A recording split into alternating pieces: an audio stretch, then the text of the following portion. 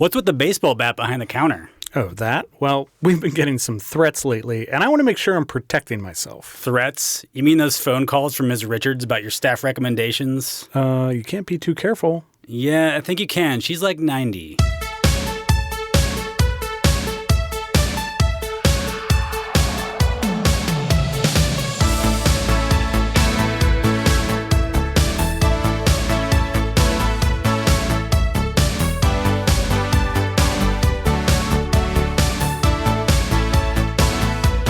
Welcome to Rewind Video. I'm Bob. I'm Rob. And we love movies. Good ones, bad ones, old ones, new ones, dangerous movies, safe movies, and everything in between. That's true. Rob, I didn't take this job at the store expecting to put myself at risk. But after several years behind the counter, I've got a few battle scars to chronicle my time here. Got some calluses on the thumbs. I'm sure you do too from opening all those VHS cases to check the tapes are rewound. Yeah, and the customers that attack me sometimes. Right, yeah. I've got a scar on my leg from a box cutter when I was opening some new releases that were shipped to us. Yeah. I have a pretty gnarly scar from a paper cut that I got on a Patrick Swayze cardboard cutout. Okay, yeah. Oh, I mean, the cardboard paper cuts are the worst. The worst. Yeah. And of course, I'm sure you saw last week I burned my inner thigh on the popcorn machine. Yes. Everybody saw it. I did post it to social media. Right. So, who knew that this job brought its own set of safety risks?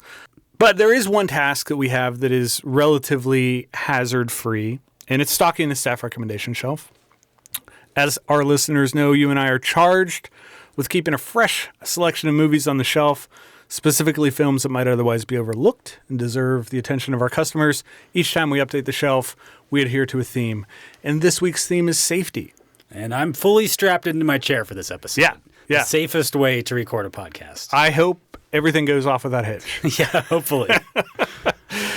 This is a theme that I didn't exactly know where it was going to take me when we decided on it. Kind of go in a lot of different directions. You can. And I'm pretty stoked about where we ended up. Yeah, I decided to focus on, I think, mainly like safety professionals, people whose job it is to keep people safe. Yeah. Which is I've got a little bit of that as well. I've also got the feeling of safety as it relates to where you're at. A lot of blanket movies. Yes, yeah, for sure. I've also got some pretty strange names in my like of selection characters, films. or okay. I've got a woman named Darius, a guy named Raoul, and another guy named Creasy. Yeah, strange. I mean, Creasy's not that weird, right? It's the last name. I guess so. Yeah. If you're the type of person that is known by your last name rather than your first name, sure, it's fine. I can believe that there's a Creasy in the world. It's completely believable. Yeah. But we live in a fairly unsafe country too. We are in general we're pretty safe. But as far as countries, that have our level of development, this is a pretty unsafe country. Guns and car accidents and drugs. Yeah. We got dangerous places like schools. Yes. Yeah. Things are very dangerous. So safety is very important. Yeah. But we don't really take it as important. No, we don't. So, to that point, I'm sure that our audience is probably eager for some movies that make them feel safe. I don't know that our movies will make them feel safe. Right. Maybe not. But it'll remind them of the concept of safety. Safety does exist, whether it's in your life or not. Sure. Well, with that, why don't you get us started with your first pick? I'm excited to talk about all these, so let's dive in. This is an exciting one. I'm going to start in 1995. The movie is Sudden Death. Oh, boy. This is filed under Dime Store Diehards. It is that. It definitely is. Back of the box. When a man's daughter is suddenly taken during a championship hockey game, with the captors demanding $1 billion by game's end, he frantically sets a plan in motion to rescue her and abort an impending explosion before the final buzzer. This makes it sound like they wanted $1 billion for his daughter. Yes, it does. Which I think it would be a hilarious ask. I kind of wanted to see what that movie is about. Yeah. Or how, like, you can sit him in a room like, is she worth $1 billion? Like, I'm not sure the vice president is either. No. Tagline, terror goes into overtime. Not bad. Goal. Yeah. You scored. Yes.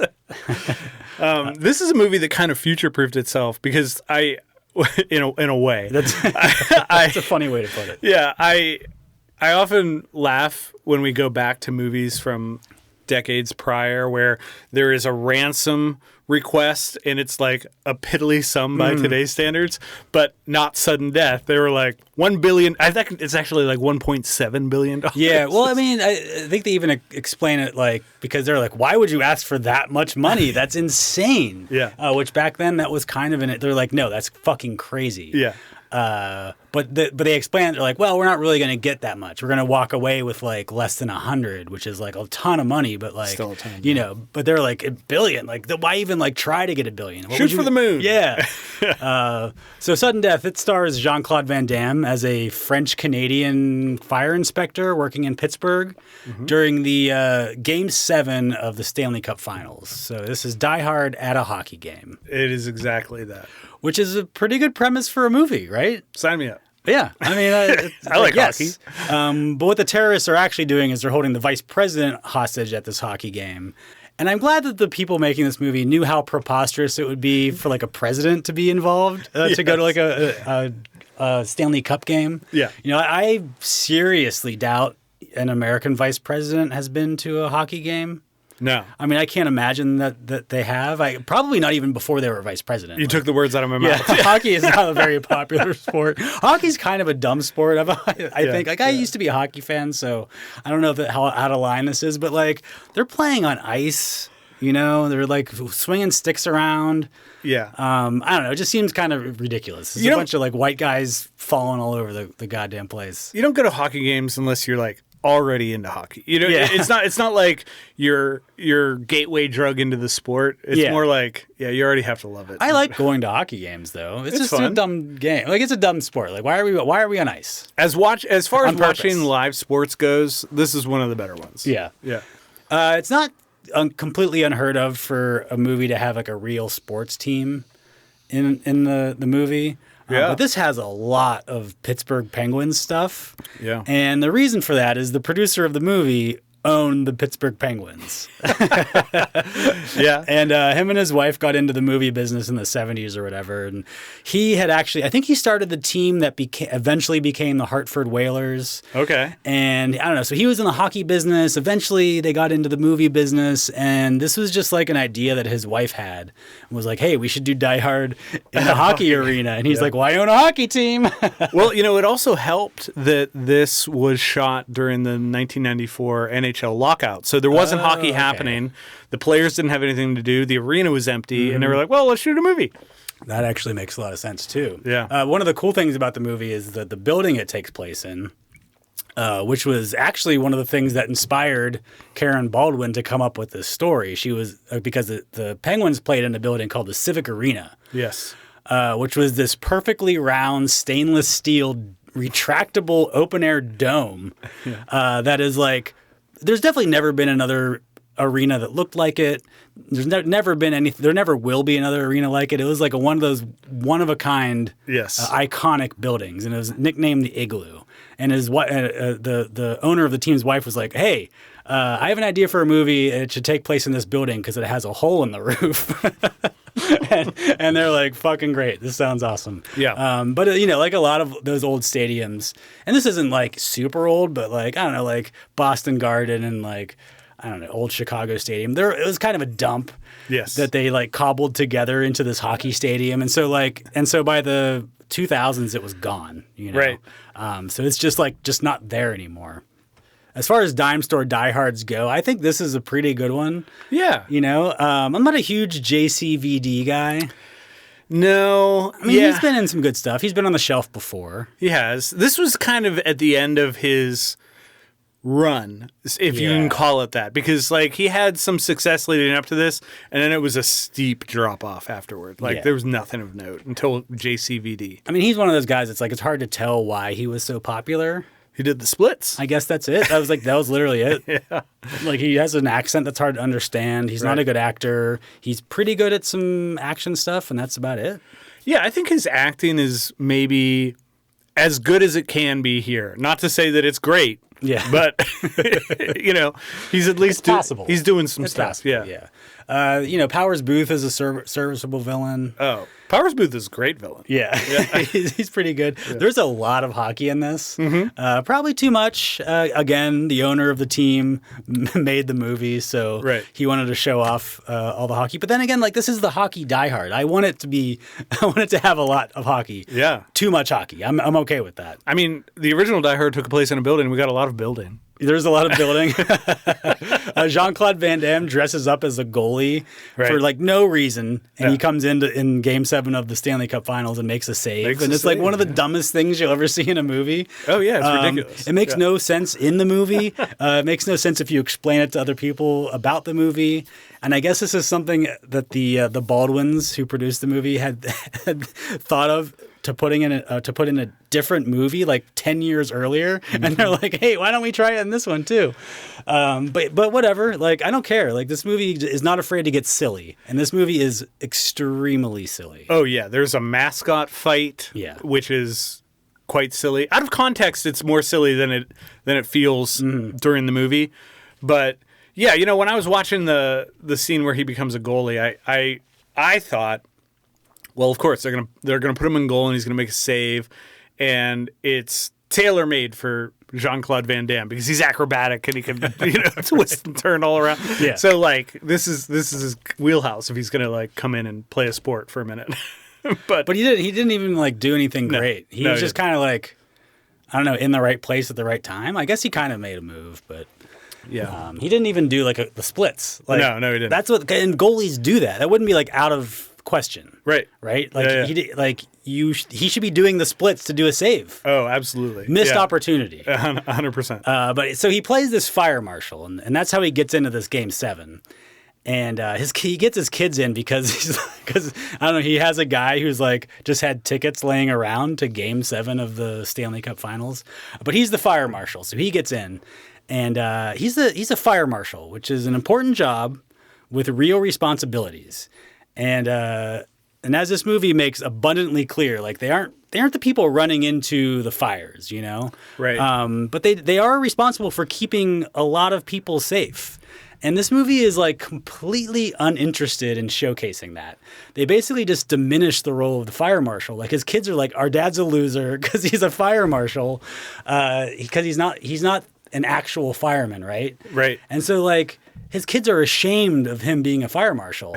Right. And so, like, this movie is just like, it doesn't have a ton of respect for the safety professionals in our world. No, it doesn't. It doesn't even, like, he gets redeemed at the end, but at no point it's like, hey, fire marshal's a real job. Because he just goes around, he doesn't do anything. He's changing light bulbs, and like his kids are like, he's a fucking loser. Now, I couldn't help but to think as I was watching this that you are a guy who's gone on record before saying you do not like kids in movies. Yeah. They're usually bad. These kids are not good. And I was curious how you felt about their part in the film. I mean, there's not too much of them. Right. You know. I'm not gonna like defend their performances. Okay. All right, good. I mean, I'm annoyed by the kid, but whatever. Like, they're only in it for a few minutes at a time. They are. So they're not like the centerpiece of this. That's true.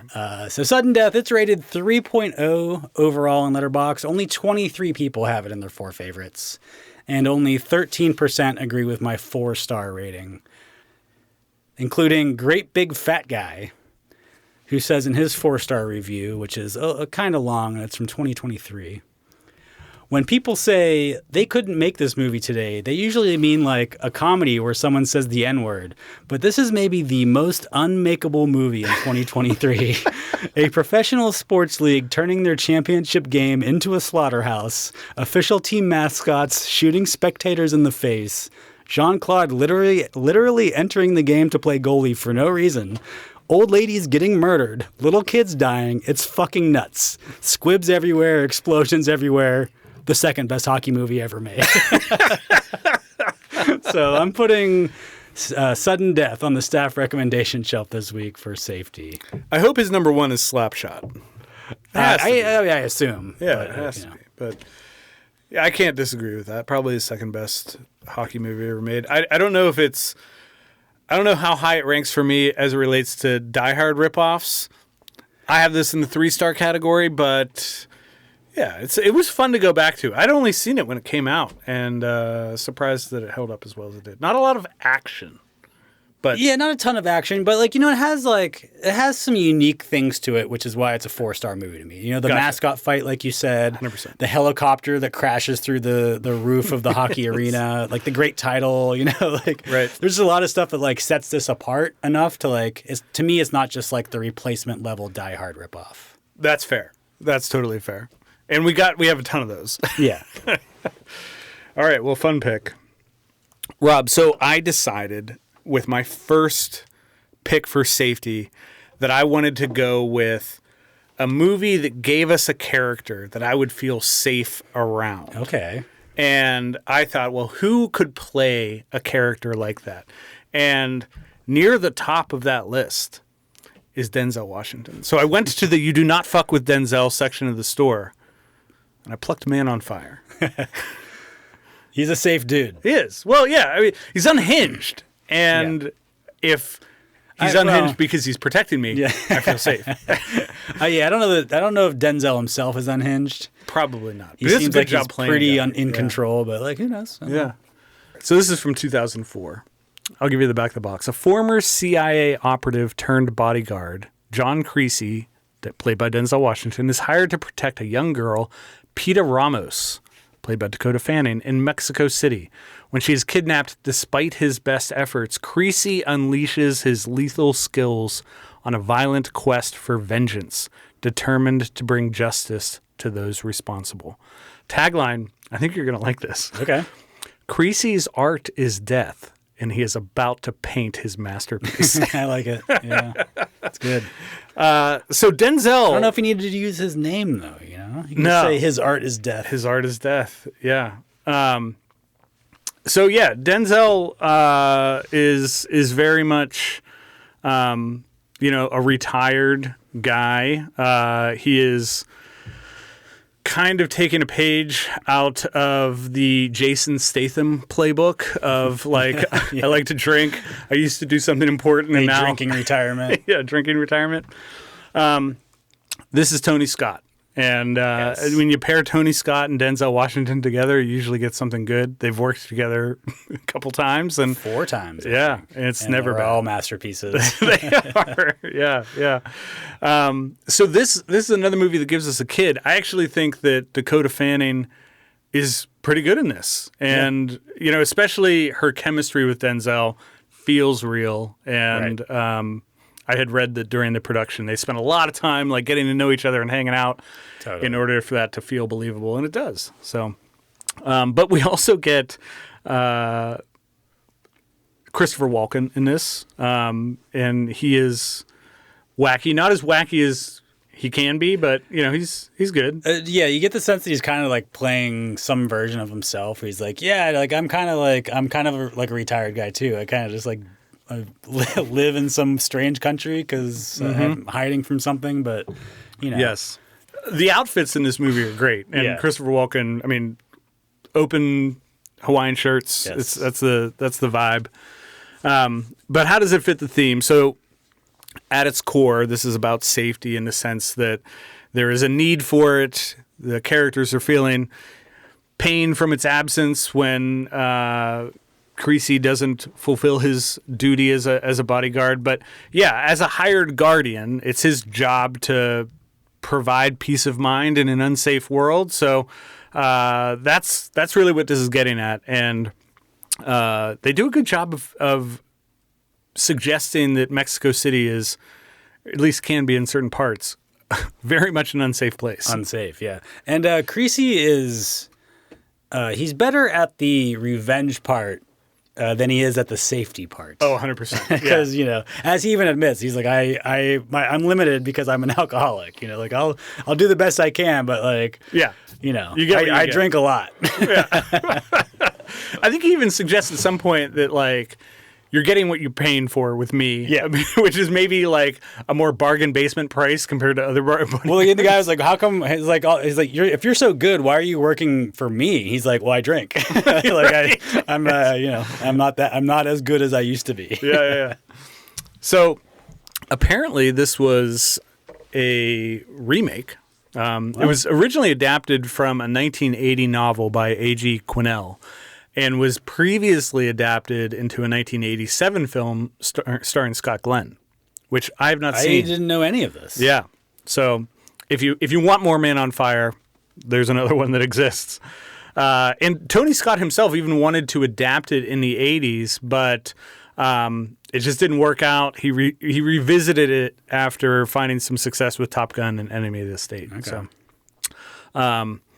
but yeah, we get that Tony Scott style. We get a taste of what Tony Scott starts doing in like Domino.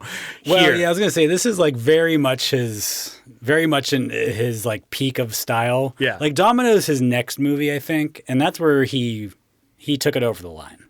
Yeah, he went to 11. He went way too far, and then he dialed it back. But yeah, so you can see him like moving in that direction here. But yeah, it's like dripping off the screen, but it's not quite an experimental movie, which is like what Domino almost was. Yeah, I agree.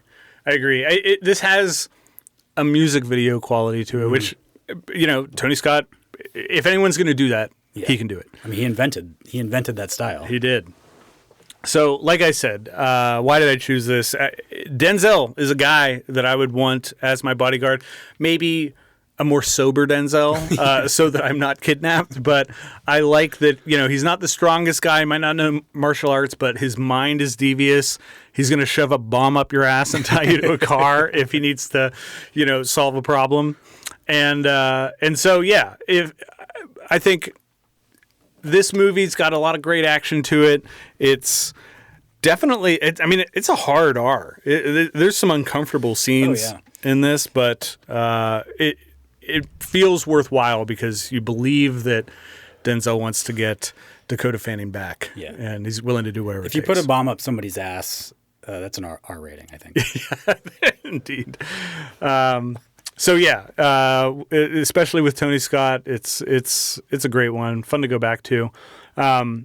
This received mixed reviews upon release. Critics were pretty divided on the hyper stylized filmmaking. It is a little long, and you can almost feel it's like Tony Scott's just like I just want to like luxuriate in this like Denzel vibe or something, and so like if you aren't completely in love with Tony Scott's style, I could see how this could drag a little bit. Yeah. Because like there is a lot of violence, there is a lot of action, but it's not like nonstop. Right. There is a lot of time. It takes its time and things. It does. I think that this movie prepares Denzel for his role in the Equalizer films that come later. Yeah. Where he's definitely a more stable guy, but has that switch that can flip. Yep. This did do pretty well. It made $130 million against a $70 million budget. And on Letterboxd, it's got a 3.7 out of 5. I have this at a 4-star rating. This is one that I'm happy to go back to. Tony Scott always delivers. One of the greats. And I found a review by Cinema Void, which agrees with us. He said, "Gotta respect Tony Scott. He was truly dedicated to a couple of things: entertaining us with high-octane action and triggering seizures in people with photosensitive epilepsy." So there you go. If that sounds appealing, Man on Fire, going on the shelf. Excellent. I'm going to take us all the way up to the year 2023. Okay. The movie is Plane. From the single word Gerard Butler cinematic universe. Yes. This is filed under movie. Here's the back of the box. After a heroic job of successfully landing his storm-damaged aircraft in a war zone, a fearless pilot finds himself between the agendas of multiple militias planning to take the plane and its passengers hostage. I don't know that there are multiple militias. No. I don't think that's what happens in the movie. I mean, I guess there's... Yeah. No, There's one. There's one militia, and then there's like the private security who come to save them. Like they Yeah. don't find themselves in between anything. No, right? no. Like, No, yeah. So back of the box, failure. Yeah, as usual. Tagline: survive together or die alone. Which is a completely generic tagline for a movie called Plane. If the movie's going to be called Plane, the tagline should just be survive. Yeah, like movie stuff happens. Plane is a 2023 action thriller starring Jerry Butler as the pilot of the titular plane. Yep. So on a flight from Singapore to Tokyo, the airline decides to send this plane directly through a thunderstorm so that they can save $12,000 in fuel costs. And so they are explicitly making the choice to sacrifice safety at the expense of profit. They are. For $12,000. Am I surprised? Not at all. No, of course not. And after this plane gets hit by lightning and crash lands, they realize that they're essentially on this lawless island in the Philippines. Right. And now they have to figure out how to get home with basically no contact with the outside world and no way to get the plane back up in the air. I think Jerry Butler is kind of perfect for these kind of roles. 100%. In these kinds of movies. I mean, he's the guy with a job. He has responsibilities. He's got baggage. He's flawed. Yes. But he's always like doing his best, and he's like doing what he thinks is the right thing to do. Yes. You know, he is kind of this generation's Steven Seagal, Jean-Claude Van Damme. I think he's a better version of both of them.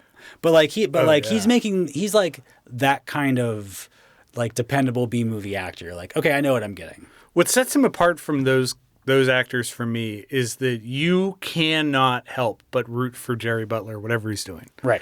And he's just so lovable. Yeah, he's always a little hungover. Yeah, never clean shaven. Yeah, he's just like I'm trying here. Yeah. You know, Yeah. You know, it's just hard because I'm drunk or something. Yeah. We also get Mike Coulter as an ex-military fugitive who's being transported on this plane, and it's a pretty badass role, I think. Yeah. So this is definitely along the lines of a lot of those action thrillers of the 90s, very much a B movie, but with like a mid-budget studio look. It's, Die Hard, Passenger 57, Sudden Death, maybe even. But for some reason, it still seems fresh. It still seems kind of like a new take on it. Yeah, I don't know that I expected it to go where it went. Not that it went like to any extreme. I just, I was a little surprised by the narrative.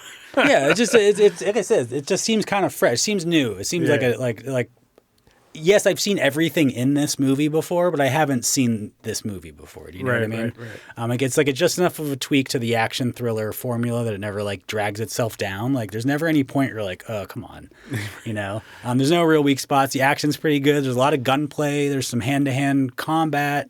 There's a fight scene with Gerard Butler. It's like kind of like it's not really one shot, but they make it seem like a one shot fight scene that's like pretty cool. Yeah. And it was definitely Gerard Butler in the fight. Like it's really good. The plane crash stuff is a little CGI ified, but it mostly looks fine. Yeah. It had me thinking about something that I've always wondered about, which is what does happen if a plane gets struck by lightning? And I hope that there is more of a safer system in place than what this movie suggests. But yeah, they're fucked. They go into a storm, get struck, and just everything goes out. I kind of took this as the worst case scenario. Yeah. Like to me, this wasn't like, oh yeah, if you get struck by lightning, this always happens. It was more like, oh shit, like we got struck by lightning in the worst place and at the worst possible way, and this is as bad as it could get. Like I think that's what I want to believe. Yeah. Because if this happens every time you get struck by lightning, Good God. I feel like it would be really bad. Yeah.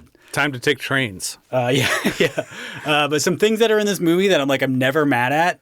One thing is the war room, where we have love the War Room. Paul Ben Victor as the airline CEO, who's like, of course, like the super asshole CEO. And then you get Tony Goldwyn, who's the fixer who comes in, and he gets to say stuff like, hey, let's get the lawyers out of the room. Yeah. And like, I love that shit. I love these, like, let's go back to the war room. And these guys are trying to figure shit out. And the one guy's like, well, how do I save money? You know? I actually really liked Tony Goldwyn in this part. He's great in general, but yeah, he is exactly the right person for this part, and he's fun anytime he's on screen. We also get a team of mercenary commandos who come in, like guns blazing to save the day. Yeah. They're the kind of guys that carry around $500,000 in cash, like just in case things get dicey, you know? Yeah. So like this is just like checking a lot of those action thriller boxes. Yes. It's kind of just like going down the list. And Gerard Butler, as the pilot and captain here, he's taking his roles seriously. This is his, he's a job guy, you know? Yes. One of those responsibilities is the safety of the passengers of the plane. Yep. And, he can't just look out for himself or the plane. Like he understands that he is in charge of keeping all these people safe, even after they've crash landed. He's not just in charge of getting the plane up and down, He understands. He's like, listen, like I'm the guy I am the captain here. And so I have to keep everybody safe and get everybody home. And that is his responsibility. He is a safety professional as well. He is, and you can tell right away that things are amiss when he is sprung this news that they have to escort a prisoner on the plane, and he's not prepared for that. And of course, he's worried about. And even then, he's worried about the safety of the passengers. Yeah. Plane is rated 2.9 overall on Letterboxd. 39 users have it in their 4 favorites, and 10% agree with my 4-star rating, including Rydog, who says, surprisingly very tense, great camera work, and fantastic action/stunts. When the good guys start getting a leg up, a woman behind us said, "That's right, you son of a bitch." So I love Plane. I'm putting it on the staff recommendation shelf this week for the topic of safety. I don't have quite the relationship you do with it. It's a rock solid 3-star movie for me.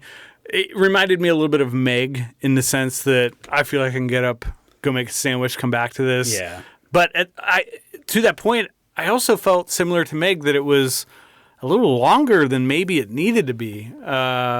There's a lot that happens on the island that I wish they would have maybe truncated a little bit. Maybe. Yeah, I disagree. I really didn't. None of this movie dragged to me. Okay. I didn't find it was too long, or like Meg was definitely a little bit too long. It was pushing it. This, I think, that's filled up the time quite nicely. Why is it called Plane? I even feel like it would be better if it was called Safety. There's no double entendre with plane. Right, they're barely on the plane. Right. The plane got them to the place the movie takes place. Yeah. I don't know. It's not a great title. No. But I don't know. I guess it's. I'll take it. It's kind of a hilarious title. Yeah, it's kind of funny, and they're supposedly making a sequel called Ship, where Mike Coulter gets on a boat, I guess. Okay. At the end after this movie or whatever, but I don't know if that's actually going to happen or not. I guess we'll see. Interesting. Well, clearly they understand that they were onto something kind of wacky with calling this Plane. All right, fun pick. So with my next movie, I thought, okay, well, let's think about safety in terms of when does it need to be considered, especially at times when it is perhaps not top of mind. And so that led me to the Let's Make Zithers Cool Again section of the store, where I plucked Safety Not Guaranteed. Oh. This is from 2012. And here's the back of the box. When a Seattle Magazine sends a trio of journalists to investigate a bizarre classified ad seeking a time travel companion, they track down Kenneth, an eccentric supermarket employee who genuinely believes he can travel through time. As the team digs deeper into his story, they begin to question whether Kenneth is a delusional oddball or truly onto something incredible. What begins as a joke for the reporters turns into something far more profound as they uncover the mystery behind Kenneth's past and his mission. Tagline, what would you go back for? I think that makes maybe more sense after you've seen the movie than it does Yeah. as a phrase that would entice you to see the movie. But even then, it's passable at best. Yeah, it's okay. It kind of gets an idea across. Yeah. I don't know if it's really a tagline idea. No, I agree. So how does this fit the theme? Well, it's there kind of in the title. You know, when it comes to time travel, safety needs to be a consideration. And beyond the ad, Kenneth and the reporter who's kind of following him, her name's Darius, engage in what could be generously called combat training, preparing for the potential dangers of their journey. And the film raises an important and seldom discussed aspect of time travel, not just the mechanics of it, but the risks. I mean, they often you often get into the risks of like, you know, the temporal risks, you know, making contact with your personal self or whatever. But like the physical risks are not really gotten into. No, that's not infrequently touched upon. So this was directed by Colin Trevorrow. And of course, he went on to do Jurassic World. He was briefly considered for one of the Star Wars sequels. Yeah, he was like one of like 10 guys who were supposed to make Star Wars movies that ended up never making Star Wars movies. Exactly. And it stars Aubrey Plaza as Darius, and Kenneth is played by Mark Duplass. We also get Jake Johnson here and Karen Sony as Aubrey Plaza's colleagues. So this was, believe it or not, inspired by a real classified ad that first appeared in Backwoods Home magazine in 1997. And the ad jokingly sought a time travel companion, but became kind of an early internet sensation and later inspired Derek Connolly to craft a full-fledged story around it. So the story is fictional, but the ad is somewhat based in reality. I don't know Do if we know any of the backstory of this at all, or beyond the fact that it was just an ad? No, I don't think that anyone investigated it to the degree that these journalists did. But I don't even think it was worded quite the same way as this one. It was this suggested. It was an inspiration for this, yeah, for sure. This was only made on a budget of $750,000, so definitely a success for an indie movie. But it also came out at a time, or at least maybe at the tail end of a time when we were getting a lot of these like quirky indie comedies that, you know, I mean, I was gonna for $750. This looks pretty good. It does look pretty I would good. not have guessed it was less than $1 million. Yeah, it's quite cheap, especially for the cast. I mean, you know, Jake Johnson. Oh, it's a really fun cast. Yeah, it is a fun cast, and you know, Colin Trevorrow really hadn't established himself in Hollywood, but this ended up earning him the opportunity to direct the Jurassic Park movies, or at least the first Jurassic World movie. So why did I choose this? I like a time travel movie that is concerned with something other than flux capacitors and phone booths. And I think this is an enjoyable watch because it's more interested in the considerations around time travel than the actual traveling itself. So, you know, it's small, it's well acted. There is some certainly some implausibility and also just some weird decisions that are made throughout this film. But across the cast, I actually like Jake Johnson and Karen Sony the best. Every time they're on screen together, they're a ton of fun. And I also like to think about what I would bring back in time to make myself safe if I had the opportunity to travel to a different era.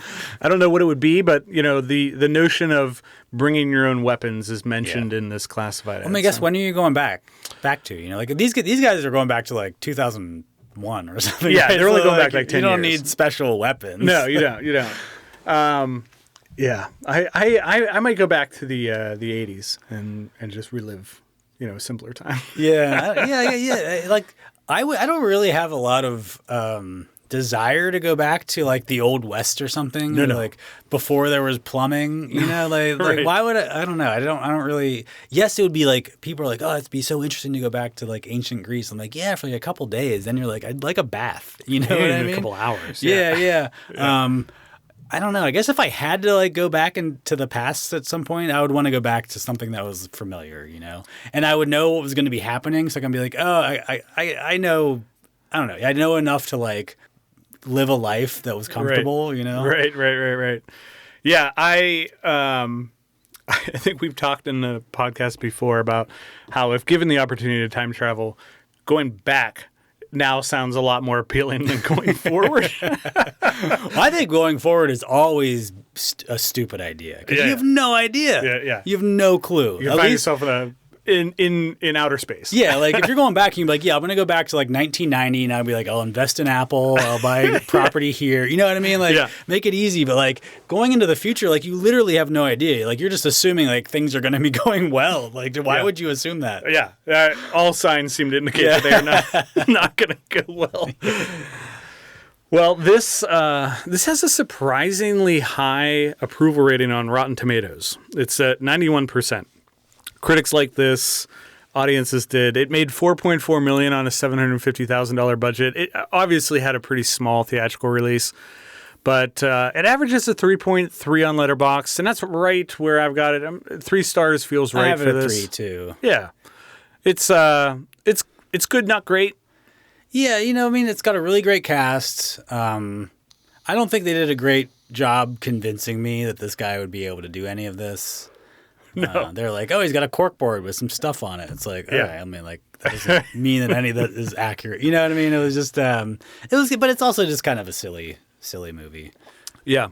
We do get a reveal of the actual time machine at the end, and I don't think it's a spoiler to tell everyone that it's like a pontoon boat, which I thought was rather funny. I don't know that the movie is more interesting that they actually, like, traveled through time. You know what I mean? Like, I don't know that it like that improved the movie. No. Yeah, I don't know either. I guess it proves that Kenneth is not the nutcase that they suspected he might be. I still think he is, though. Yeah, you know what I mean? Yeah, like, he definitely is. He is, yeah.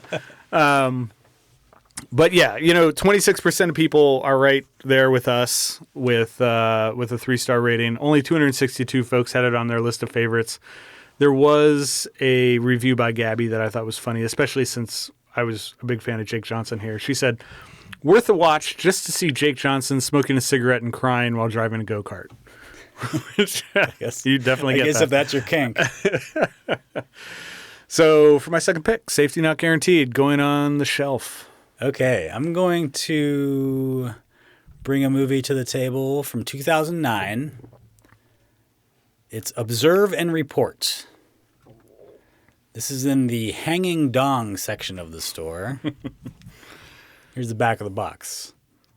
Mall security guard Ronnie Barnhart is called into action to stop a flasher from turning a shopper's paradise into his personal peep show. But when Barnhart can't bring the culprit to justice, a surly police detective is recruited to close the case. I hate it when they use the character names on the back of the box. Yeah. I mean, why? Like, unless it's like Indiana Jones, like we don't know who these fucking people are. Yeah. Tagline: right now, the world needs a hero. Yeah. What? Yeah. Sorry. Big miss. Observe and Report. This is Jody Hill's black comedy starring Seth Rogen as a mall security guard whose life is on a fast track to nowhere, as I think most mall security guards are. Yeah. It's also Michael Pena and Jesse Plemons as a couple other of the mall cops. Anna Faris as Rogen's romantic target who works at the cosmetics counter of the department store, and Ray Liotta as the local cop who's investigating this case. It's got quite a cast. It's got a good cast, yeah. Jody Hill, who wrote and directed this, he's primarily been in the Danny McBride business. Yeah. His first movie was The Foot Fist Way, which put both of them on the map. And they went on to do Eastbound and Down and Vice Principals, Righteous Gemstones. So they're basically doing an HBO series. Yeah. Mostly. McBride does make a cameo here, as does Patton Oswalt and Aziz Ansari. Yeah. Patton Oswalt feels like he is continually playing the same type of character these days with, somebody that you kind of despise for being a douchebag. And I don't know. And he has just this kind of adorable way of being a douchebag. It seems like I'm seeing a lot of him doing the same type of thing over and over again. But yeah. Well, this is from 16 years ago. That's true. Yeah. This is extremely dark. Oh, yeah. This is every character here is just absolutely miserable. They're all in terrible places in their life. That's kind of how they all ended up at this mall. Yeah. Now, I guess that's how most people end up at the mall. Yeah. Even the mall is sad. Yeah. Yeah, I guess. Yeah. I mean, has it always been? Or is it just like now it is? I think it's probably always been, but we just had more of an appetite for it when we were younger. Yeah. I don't know. I think like malls are just, I don't know. They've always been kind of sad because when we were kids, everyone's like, oh, the fucking mall is like destroying the culture. Now we're like, oh, remember the mall? Right. So yeah, Seth Rogen, I think, is fairly representative of a lot of mall security guards and like private security guards in general, which is to say, untreated emotional issues, delusions of grandeur, a pathological view of the world. A superiority complex. Yes. Yeah. You have Anna Faris here too. Her life is spinning out of control. Ray Liotta is this like total scumbag cop. And I don't know. There's just like all these fucking sad people. Yeah. Seth Rogen, he views himself as this hero, and he's just like he's a complete loser, making things worse by being there. Yeah. Which I think is like a comment on like policing in general, and other safety professionals. But I think this movie has a tough time balancing a tone. Yeah, it's hard to categorize. Yeah, because it is a comedy. It's definitely a black comedy, but like it also is like it just takes place in this miserable world, and it captures that perfectly. It does. Yeah. And it's accurate. It's hard to find entertaining. Yeah. But they do a good job of showcasing exactly what this place is. That's a good way of putting it. It's not like super entertaining. There's comedy here, but it gets buried underneath this like overwhelming bad taste that it puts in your mouth. Right. But there's still things to laugh at. Yeah. And like I don't care for the characters at all. I hate them. Yeah. You're not rooting for really anybody. Yeah, you kind of enjoy soaking in their misery. It's like this is basically Taxi Driver, but with more jokes. Yeah. I think the 86-minute runtime is very helpful. It doesn't hurt. I don't think I want to spend more time with these people. No. There's no redeeming characters. But it has some interesting things to say about like how power works, how consumerism has like beaten us down, the futility of ambition, but also like if it had taken the time to explore any of those things, I think it would have been too much time in this world. Yeah. But as it is, I find enough funny things in it to like it overcomes that enough that I still enjoy it. I still like this movie. Yeah, it's definitely it's kind of like Paul Blart's very evil doppelganger, because for as family friendly as that is, this is very much not. Probably wouldn't surprise you that I have not seen Paul Blart. Okay, yeah, well, no, it does not surprise me. I'm not recommending it. I would say this is probably the better of the two mall comedies. So Observe and Report, it's rated at 2.8 overall on Letterboxd. 68 users have it in their 4 favorites, and 24% agree with my 3-star rating, including Morgan, whose review reads, recommended to those who enjoy seeing flaccid penises on the big screen, which I know a lot of our customers do.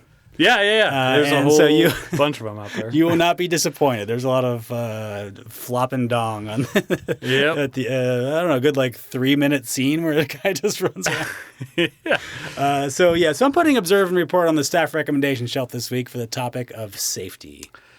I probably need to see this again. Right now, it's south of 3 stars for me, but I end up thinking about. I think there's a quote from the movie, and I'm not the first person to point this out, but one of the characters says something to the effect of, "I thought this was going to be funny, and it ended up just being sad," and that's kind of what you get here. And you're. To your point, though, there are definitely some funny moments, and there is comedy.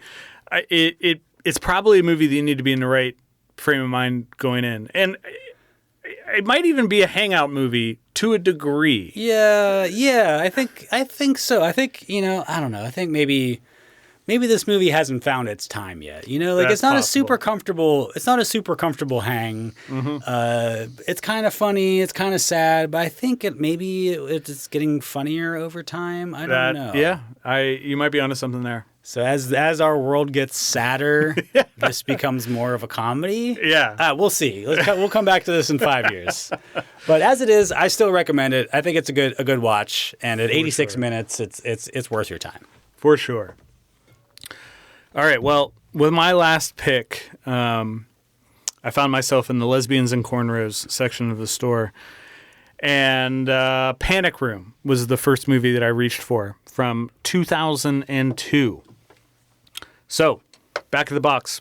When recently divorced Meg Altman and her young daughter Sarah move into a luxurious New York brownstone, they discover that the house comes equipped with a high-tech panic room, a secure, reinforced space meant to keep them safe from intruders. But on their first night in the house, 3 men break in, forcing Meg and Sarah to take refuge inside the panic room. As the invaders grow more desperate, Meg must outthink them in a deadly game of cat and mouse. The tagline, I think, is pretty good here. It was supposed to be the safest room in the house. I mean... Yeah, I like it. Yeah, that's good. So this is directed by David Fincher, and I don't know. I've heard a lot of people call this one of his weaker films, and for me, it just gets better with every watch. I dig this one. I like it a lot, but I don't know. I can see that. I can see how you could. It's the most conventional, maybe. Yeah, it's conventional, but I also think he's doing something with a home invasion story that a lot of directors struggle with. I mean, for a single location movie, this does a lot really right. And I think technically speaking, it's pretty marvelous. There's a lot of just like... It's very conventional on the surface, but it's definitely a Fincher movie once you get down into it. Oh, for sure. Yeah. So Jodie Foster is here as Sarah. She was originally supposed to be played... The character of Sarah was supposed to be... I'm sorry, Meg. The character of Meg was originally supposed to be played by Nicole Kidman. And boy, it's great that didn't happen, because Jodie Foster and Kristen Stewart as mother and daughter is brilliant. I think they look like each other. They feel like they would actually be a family. That was a happy accident, and it happened because of an accident. Nicole Kidman, I think, broke her leg on something else. So I think she would have been good in that though too. She could have pulled it off, but I liked Jodie Foster a lot. We also get the home invaders played by Forrest Whitaker, Dwight Yoakam, who's Raoul, and Jared Leto, which, I mean, is a pretty motley crew and a random collection of actors, but they work really well together. They're not being subtle about breaking into this house either. No. Well, they don't expect anybody to be there. I know, but also like they were just outside. Like, I don't know, they were not like being sneaky on the out. Like, there's neighbors. Like, they're in New York. You know what I mean? Like, there's the people that live on this street. Yes, indeed. So, how does it fit the theme? Well, this definitely revolves around safety, with, both the sense that you're supposed to feel safe from this panic room, but also the illusion of safety in the sense that that's probably the last place that these characters want to be when it's revealed why the home invaders are there. But yeah, as I said, Nicole Kidman was originally supposed to be in this. This was an extensive shoot. This was 100 days shooting this movie, which was, I mean, that's kind of true to Fincher's style. He does so many takes of every scene, but it really is. It is a one location movie. Yes, yeah, it is. There was some elaborate set designs. Apparently, they found a fully functioning multi-story brownstone with a removable roof to allow for some of the camera moves that happened here. Is that a thing? I guess. You can have a removable roof? Well, we saw it in Sudden Death. Well, okay. Wow.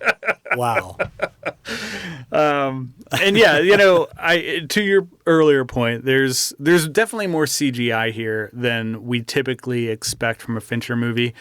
Perhaps not necessarily even more, but it's more apparent in this, and that has a lot to do with just kind of how it's shot and how the camera moves through this house. But I think it also helps in order to alleviate, the boredom that could come from being in a single location for an entire feature film. Because it does seem very big. It does. And realized, it's not like it doesn't feel like a single location. Right. Why did I choose this? I think Dwight Yoakam is worth the price of admission alone. His character was originally written as a more generic thug, but Yoakam brought this really unsettling vibe to that part that is great. Yeah, it's a really interesting take on it. So yeah, I thought he was pretty unforgettable, but I also feel like it's an effective and an original thriller that asks the question, what if the safest part of the house is not as safe as it should be?